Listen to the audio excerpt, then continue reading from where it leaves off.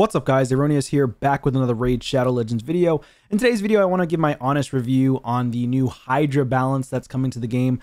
I know I'm a little bit late here into, bringing out this video on Hydra and my thoughts on Hydra rebalancing, but I am 100% free to play and I want to give you my free to play perspective on the new Hydra rebalance that are coming out pretty soon.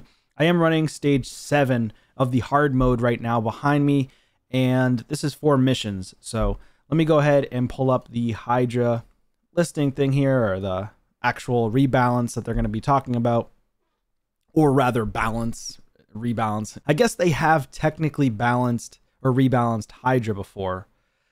For normal, was it? Normal and hard, I think? Or easy and normal? They made it easier in the past? But either way, I digress. So, hello Raiders, there's been quite a while since we commented on the current state of Hydra in general, Hydra Clash in particular. This topic remains hot and we need to clarify our position and intentions towards this mighty creature. We acknowledge that Hydra Clash currently doesn't work as intended and is off balance as a game mode. Here goes a heads up as to what directions we prioritize to alleviate the issue. Okay, first off, it's been unbalanced. I mean, the Hydra Clash has been completely unbalanced almost since inception. I mean, people made crazy comps with Trunda since almost the beginning. Like the first couple of months in, they were doing billion damage teams, and it's just getting worse over time. And then they nerfed the rare champions because they were getting not even nearly close, by the way, to a Trunda team, but they were nerfing the rare champions. We already know why they're nerfing rare champions. It's because it's going to affect their bottom line. When every single player in a game that's monetized, they're trying to get money so they can progress the game further, which is totally understandable, by the way. They are a business at the end of the day, and in order to make the game better for the players, they need to make money to put into their game. I totally get that. But it still looks bad. It's a bad image, right? So they nerfed the 2 rares, Madman as well as Corpulent Cadaver. Both of them were also hitting about 1 billion damage, maybe 2 billion damage, something like that. I don't know exactly. You can leave your thoughts and comments down below. Did you use Corpulent Cadaver? Did you use Madman? And how much damage did you actually get from that? It's still way less than Trunda comps. Trunda comps can hit upwards of 100 billion, I'm pretty sure. Something crazy astronomical, if I'm not mistaken. But again, you can correct me in the comments down below. Modifying Hydra's general battle mechanics. Some champions are great, but become extraordinary when fighting Hydra specifically, which indicates that the issue is rather with the Hydra's mechanics itself first and foremost. So they're talking about Hydra mechanics and not the champions. Thus, we're considering tweaking Hydra's overarching mechanics as a boss overall.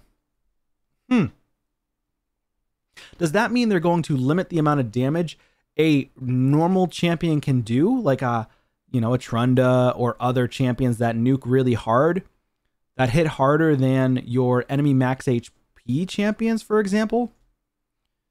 Are they going to make Hydra harder in general? Because that could make Hydra, in a sense, if they mess this up, even more challenging for the player base. So you really need to be careful with modifying the Hydra as compared to modifying champions.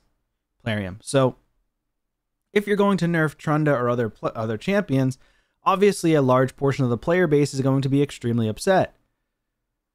The issue is when you're bringing in the new clan wars and other things that are coming into the game eventually, you need to figure out a better way to allow teams to get points for Hydra Clash when they're fighting each other.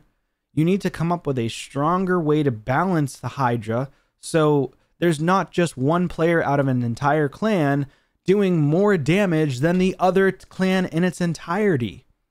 Some clans only can hit like maybe 9 billion damage, 10 billion damage in total. I think my clan only does like 10 billion to 12 billion, which is not that crazy at all. But then one player can come out of nowhere and beat us by themselves.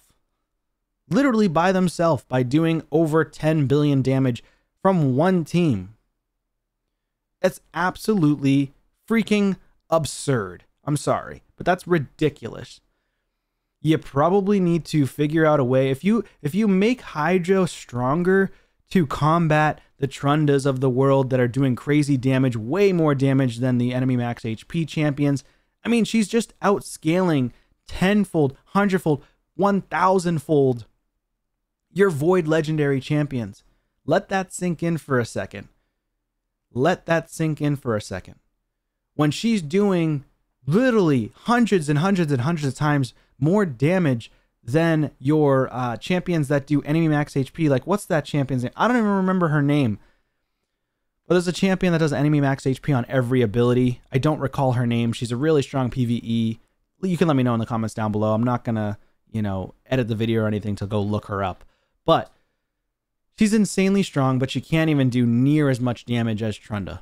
Not even anywhere near as much damage, which is absolutely absurd. Okay, so, because she's capped. Her damage is capped, whereas Trunda's damage is not capped. So, they're probably going to need to figure out a way to cap damage on champions like Trunda. They really need to figure out, if they're going to cap damage on rares, like Madman, and nerf them into the ground, Madman and Corpulent Cadaver, where they weren't intended to do that much damage, then they should be nerfing or at least mitigating the damage that Trunda does, because she shouldn't be intended to do billions of damage for one hit. I mean, make it make sense. It absolutely makes no sense whatsoever. And if people actually don't agree with that, I think you're the problem. I'm sorry, but using Trunda to just cheese your way through things, I get it. It's fun. I don't have Trunda, so obviously if I had her, it would be so much easier and I could just be destroying every clan. But at the end of the day, I would feel kind of bad, because it just seems cheesy. It just seems like there's literally no thought in the back of my mind, in my brain. I just literally throw Trunda in, throw a couple of reset champs, and then boom, strategy. Like, no, dude, like, that's not strategy whatsoever. You're just doing reset champions like Naya, and which is the like generic version. If you don't have Yumeko, double Yumeko, if you don't have Kaimar and things like that. So people with Naya can hit like 3 billion to 4 or 5 billion damage, even with her, with a Trunda, which you couldn't do otherwise with the enemy max HP champions. So like I said, they could also consider boosting the amount of damage that enemy max HP champions do, but then during clan wars or those things that are coming up eventually, they could potentially make it so that, similar to like what Hell Hades has said or what Ash has said, is you can cap out a certain amount of point threshold where you can get, if you hit a certain amount of damage against the Hydra, you get 4 points for your clan, and bringing in, they talked about, like, for example, Ash talked about Clash of Clans, and I loved Clash of Clans. I played that for 5 years and then I stopped just because I was just getting bored of it and I didn't have a lot of friends who liked to play it. And just people in general didn't like to play it, at least at the time that I was playing. But they did really, really, really well at succeeding in Clash or clan versus clan. So you could fight certain people where it's people at the top would fight the top players, people towards the bottom would fight the lower level players, more based on their account level and progression. It's really difficult in this game because it's so monetized. The game is so freaking monetized that I don't even understand how they're going to do it, because this game is drastically more monetized in terms of pay to win as compared to Clash of Clans. So I can't even think of like a way that they could bring out clan wars and even make it successful without it kind of dying in the first like 6 to 8 months. I really hope it is successful because I love playing this game. I really do enjoy it. And I love the competition because I have a very competitive edge about myself. A lot of people who play free to play like myself are just super, super competitive people in general. And we also want to prove people wrong. I love to do that. I'm sure other people like to do that in real life too. I mean, come on. Everybody, even in the comments, like to prove people wrong. Every single time they comment on someone's video, they want to prove someone wrong. So I just have that competitive edge. I really want to fight for and try to win.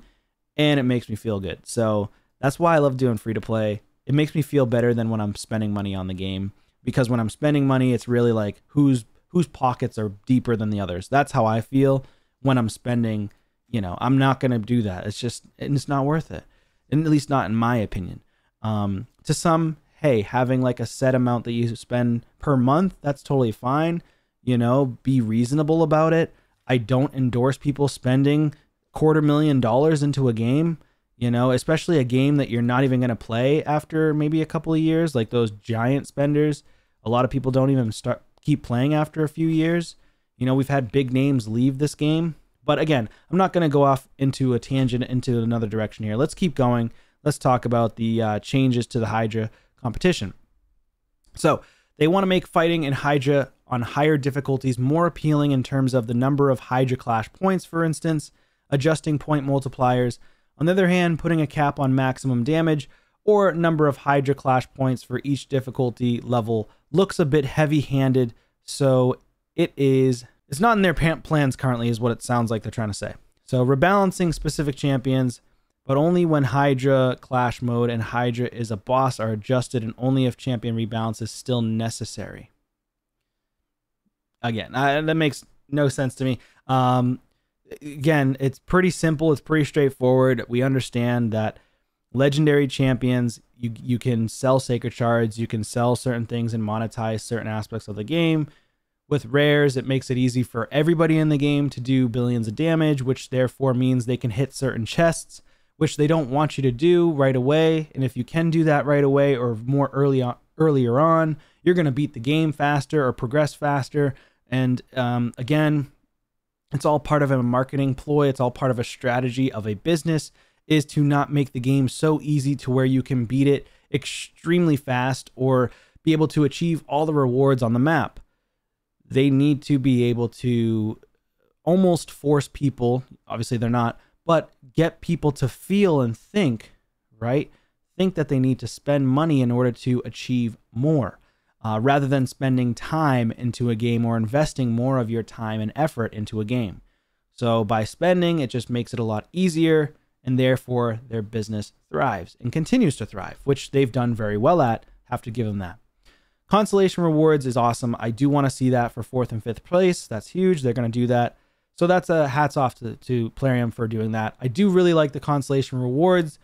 I wonder what they're going to be, though. Are they actually going to be decent rewards, or are they going to be really crappy rewards?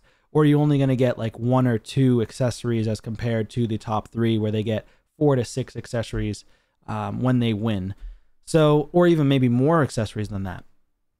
So the list of direction outlined above may be changed or even expanded depending on the ground reality of their implementation. The game design team is already testing possible solutions, and we will be glad to announce the actual changes when the testing is over. Until then, we just want to share our point of view on the issue and how we're going to approach it. So stay tuned. So in the end, I don't know if they're going to actually do something super impactful when it comes to updating and changing Hydra Clash competition. If they make the Hydra head itself, basically they should either cap the champions that are just doing ridiculous damage, or cap how much damage in general heavy damage dealers can do. So legendaries, for example, and the only sad part is it's really going to be tough. Are they going to make legendary champions like Trunda do less damage, like I said earlier, than enemy max HP champions? Is that going to happen? Are they going to cap it at like 20% of the damage of the heads or something like that? Because they cap 10% of the max HP with the enemy max HP champions on the Hydra heads. So are they going to cap it at like, say, 5% or 10% or 15% of the damage from a champion who doesn't hit max HP hits, but just hits a sort of like a pure hit because they're ignoring defense? So I don't know. I don't know what they're going to do or what direction they're deciding to take in the future, but I'm interested in finding out when it does come live. But I just don't know if it's going to make it perfect. I mean, there's always going to be little nuances and little issues with the game as they make fixes along the way. But hopefully they're all for positive improvement, because they're clearly trying to be positive. They're clearly trying to fix things. I know that it makes them look bad because it makes them seem like they're just trying to stretch out as much monetization as they can with Trunda and all these champions and stuff like that. But again, it's a business. At the end of the day, it is a pay to win type of game. And I think they just need to kind of dial it back a little bit. But if they do dial it back, then they're going to lose a lot of money in general if they decide to sell their game in the future, or they decide to do other things with other platforms within their genres. They'll lose money and they won't be able to do what they want to do. So at the end of the day, they're a business. We can't change them. Only they can. We can give them a little bit of a nudge here and there. But at the end of the day, it's all dependent on Plarium and what they want to do with the game going forward. Anyways, I think that's going to be it for the rant. Let me know your thoughts and comments down below. What do you think? Do you think that the changes in the future will be good? What kind of changes do you want to see? Would you rather see Trunda be nerfed? Would you rather see other champions that do similar damage to Trunda be nerfed, which there really isn't any, that even come close to Trunda's damage? Personally, I just think they should just nerf Trunda. That's just my personal opinion. But, and then maybe even nerf potentially the resets of Yumeko resetting themselves, because Kaimar doesn't reset himself. So that's just my personal opinion. Let me know your thoughts and comments down below, and I'll see you on a video soon. Take care.